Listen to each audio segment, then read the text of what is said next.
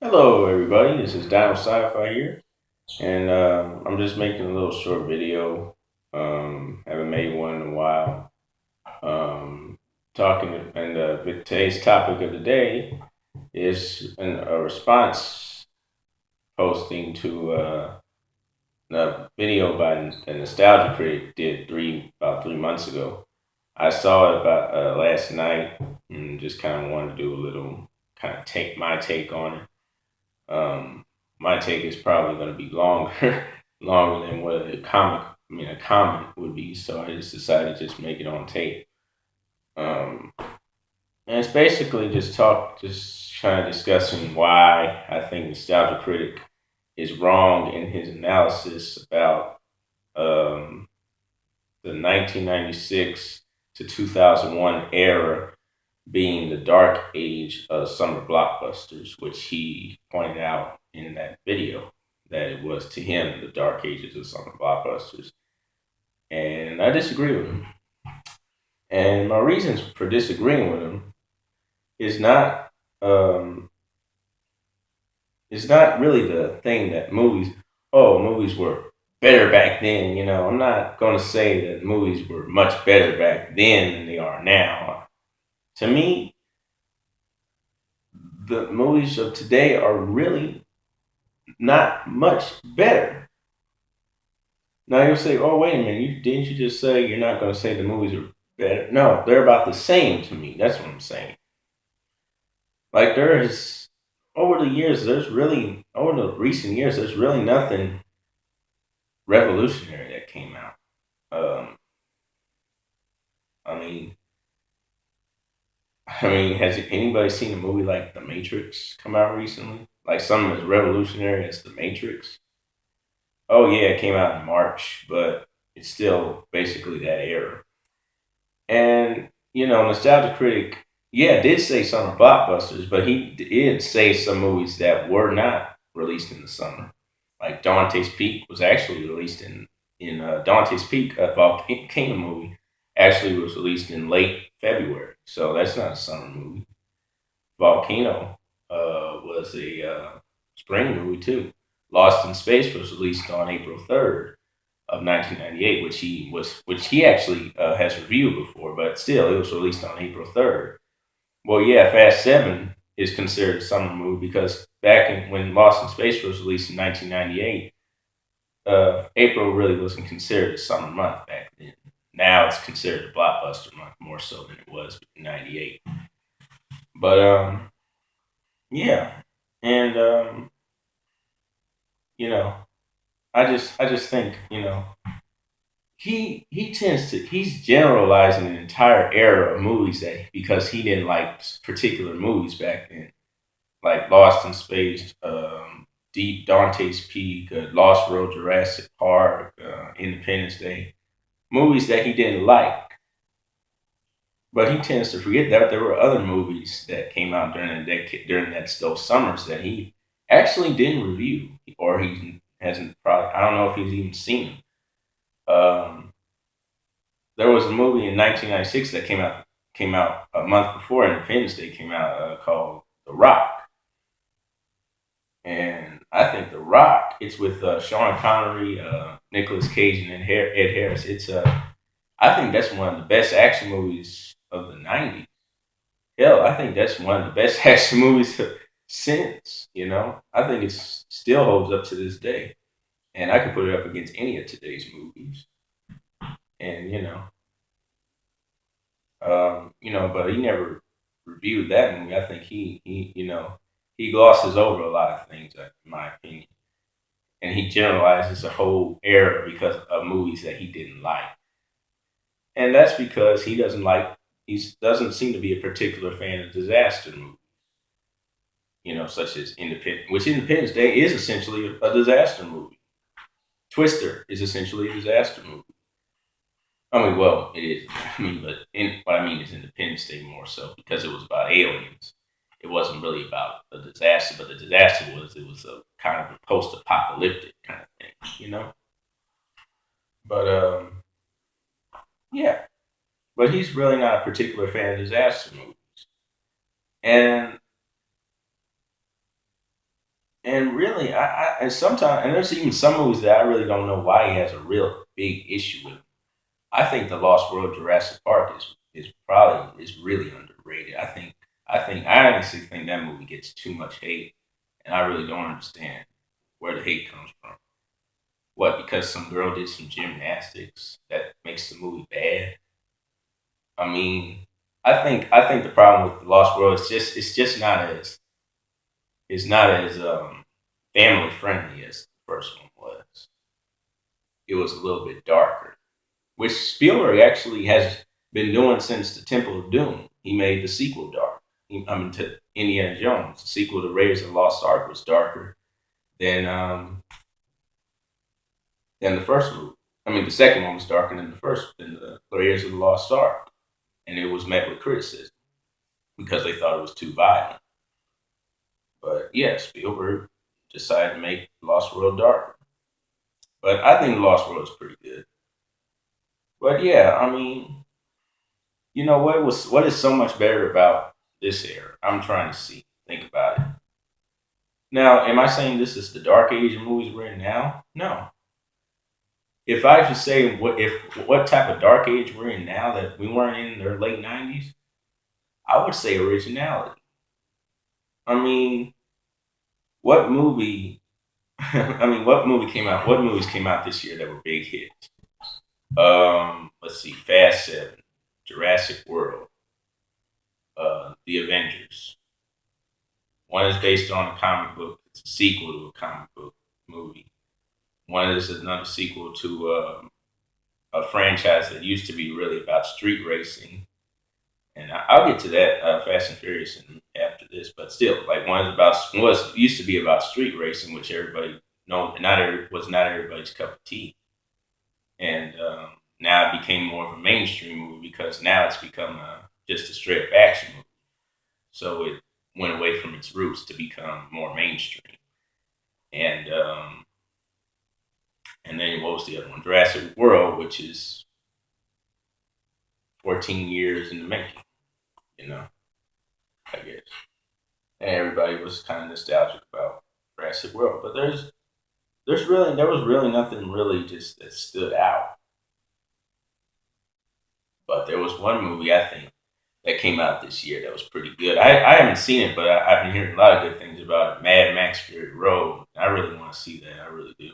So I can't wait till it comes out on DVD because I can't find it in theaters in my hometown. So oh well. But I'll check it out when it comes out on DVD. I really want to see that. That's been getting a lot of attention from like people on the internet saying some good things about it.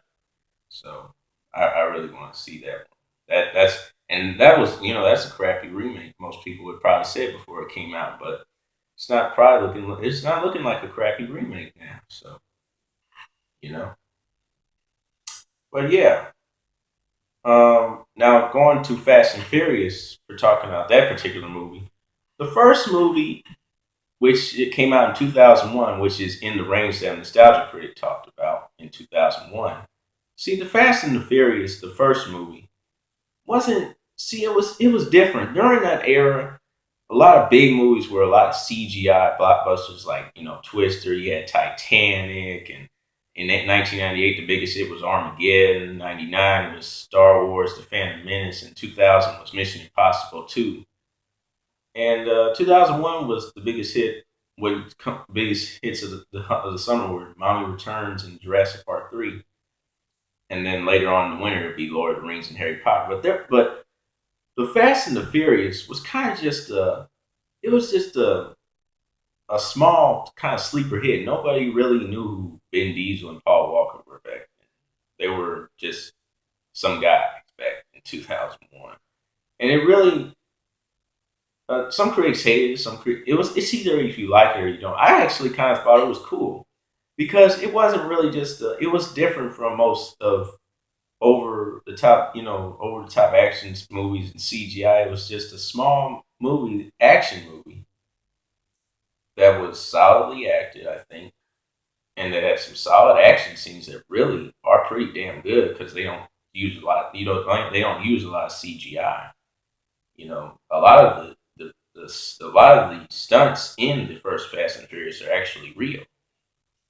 You know, unlike well, the street racing part sometimes is a blur, but it was a kind of a cool B movie, and kind of a low budget, a small moderate budget movie that just was a sleeper hit. You just don't really see a lot of movies like that, and I wish they would make some moderately budget B movies. Movies like Deep Blue Sea or you know um, what else? What's that? What is that movie with Sean Patrick Funny? Dang, it's that oh, Boondock Saints. You don't really see movies like that. They're direct. If the first Fast and Furious was made today, it would have been direct to DVD. Trust me, it would have been It would have been a TV. It would have been a direct to DVD movie with TV production value. It would have never been released in theaters because it's not the Transformers formula where you have to have overblown action scenes and all that. And I like Transformers, but it seems like every movie wants to be Transformers. Everybody criticizes it, so that's where I don't get the criticism for Michael Bay. Michael Bay has influenced a lot of movies. Fast Seven looks like it was directed by Michael Bay to me.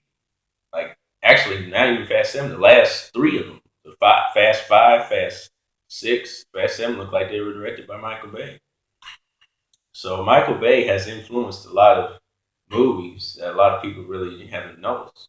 You know, hell, even Jurassic World, that looks like it was directed by Michael Bay. So I don't really think movies have really gotten better. You know, they really haven't. They just relatively the same to me. They're just as good as they were back then, and that's how I'll say it. But I will say, I did want to add another thing though. Jurassic World. Yeah. Hey, has anybody? And speaking of Jurassic World, anybody remember them? I was talking about Deep Blue Sea.